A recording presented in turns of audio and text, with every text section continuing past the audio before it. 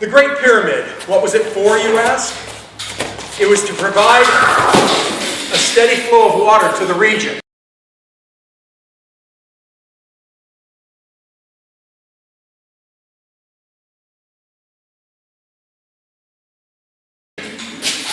Why?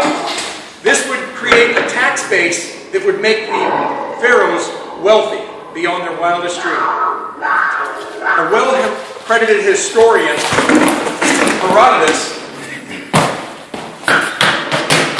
described this. He was told this by the pharaohs when he interviewed them.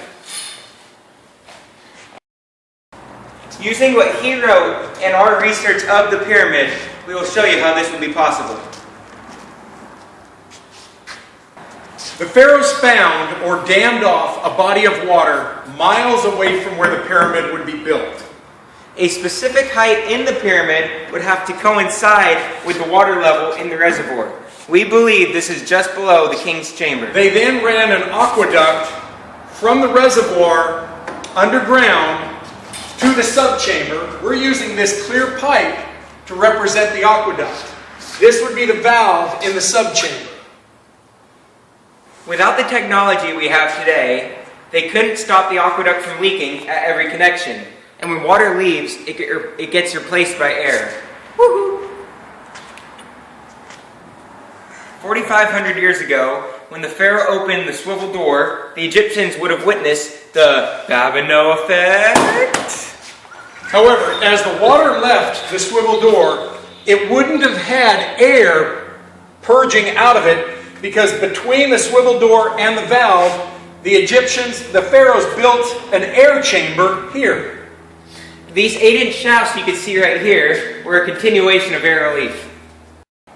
The Egyptians speak of the heavens. Right, I want you to do something.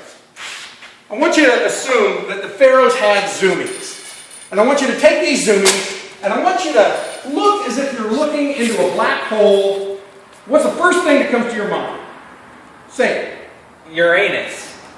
That's a little too big. We're talking about this air shaft here. Something smaller? Hemorrhoid. It's pronounced asteroid.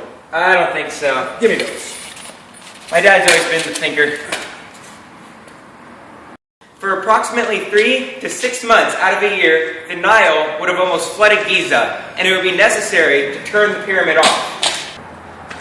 Additionally, if people were flooded by the Nile, they couldn't blame the pharaoh. Also, if the pharaoh didn't control the water, people didn't fear the pharaoh.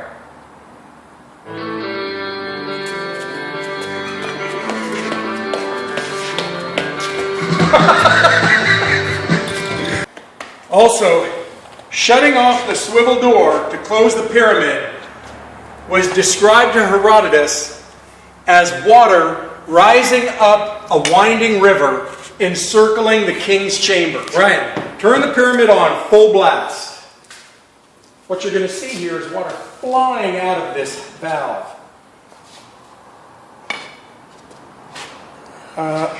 Brian, I said full blast. I'm giving it all she's got. I cannot do it, Captain. Crank it. All right, let's put some drops in. Watch what's happening here. Water is flowing out into the subterranean, into the aqueduct. It's running in the aqueduct. Air is in the line. You can see air swirling in here. Air would have come in because it's leaking. There would have been air in the system. Right now, water is coming up the pyramid, but air would separate here. In a larger system, you'd see bubbles coming up into here, but there'd be more air in it. Anyway, here it comes. Now, the Babineau effect. We colored the water red so it's easier to see. But water's flowing out. It's now time to shut the pyramid off. But if they shut this off, this aqueduct would explode. So we're going to shut this down. And what's going to happen is the water is going to rise up the pyramid. And it's going to actually be described as rising up a winding river encircling the king's chamber. Once it reaches the same elevation as the reservoir, the pyramid would stop filling. Right now it's still filling, so motion is happening. They cannot shut that valve. It's getting closer to the same elevation.